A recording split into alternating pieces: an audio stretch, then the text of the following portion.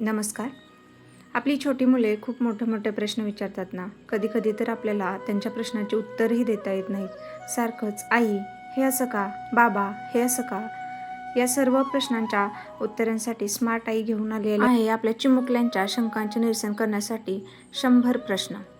तर आज पाहूया आपण त्यातील एक छोटेसे 10 प्रश्न. प्रश्न क्रमांक 1. पक्षी लांबचा प्रवास करून एकाच झाडावर कसे परत येतात? तर पक्ष्यांकडे दिशा ओळखण्याची नैसर्गिक शक्ती असते, ज्याला आपण नकाशा म्हणतो. थोडक्यात त्यांच्याकडे एक मॅप असतो. प्रश्न क्रमांक 2. मासे डोळे उघडे ठेवून का झोपतात? खूपच विचार करायला लावणारे प्रश्न विचारतात आपली मुले.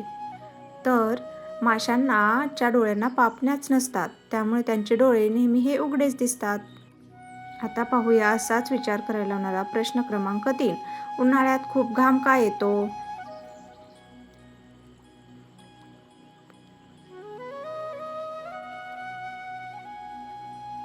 कारण जेव्हा बाहेर खूप उष्णता असते, तेव्हा शरीर थंड राहण्यासाठी त्वचेवाटे आपल्या शरीरातील पाणी बाहेर टाकले जाते, त्यालाच आपण घाम म्हणतो.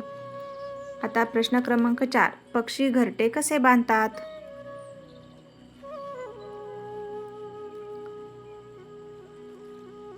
पक्षी आपल्या चोचीने काड्या, कापूस आणि गवत गोळा करतात आणि ते विणून छान असे घरटे तयार करतात.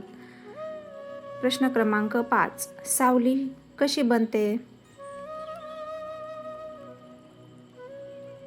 छान असं उत्तर आहे. जेव्हा आपण प्रकाशाच्या आड उभे राहतो, तेव्हा प्रकाश आपल्या आरपार जाऊ शकत नाही. जिथून प्रकाश आरपार जाऊ शकत नाही, तिथं अंधार पडतो आणि त्यालाच आपण सावली म्हणतो. प्रश्न क्रमांक 6. मेंदू काय काम करतो? मेंदू हा खरंच आपल्या शरीराचा राजा आहे का? तर हो, मेंदू हा आपल्या शरीराचा राजाच आहे. आपण काय बोलायचे, कसे चालायचे आणि काय विचार करायचा हे सर्व मेंदूच ठरवतो. प्रश्न क्रमांक 7. आपण किती वेळा पापण्या मिटतो?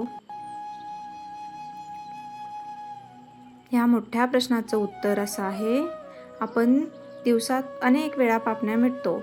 यामुळे आपले डोळे ओले राहतात आणि डोळ्यात कचरा जात नाही. प्रश्न क्रमांक 8. कानांना 2 भोके का असतात?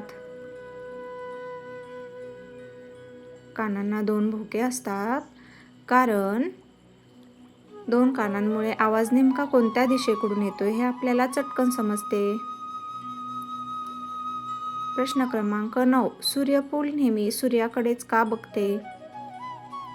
तर सूर्यफुलाला सूर्याचा प्रकाश आवडतो, म्हणून ते सूर्याच्या दिशेने आपली मान फिरवत राहतं.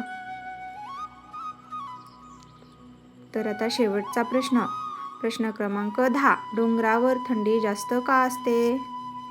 तर या सुंदर अशा प्रश्नाचं उत्तर आहे, आपण जमिनीपासून जसे जसे उंच जाऊ तशी तशी हवा विरळ आणि थंड होत जाते, म्हणून डोंगरावरती खूप थंडी असते. शेवटी काय तर शिकत राहा, शिकण्यातच खरी मज्जा आहे. आता आपण थोडक्यात पाहू, आपण व्हिडिओमध्ये काय पाहिलं. सूर्यफूल सूर्याकडे का बघतं? पक्षी एवढा प्रवास करून शेवटी त्याच्या घरट्याकडे कसं काय परततं? मासा पाण्यात डोळे उघडे ठेवून कसं काय झोपतो? मेंदू हा आपल्या शरीराचा राजा आहे का? तर हो, अजून अशाच नवनवीन गोष्टी शिकायच्या आहेत तर नक्कीच आपलं वर्कशीट परचेस करा.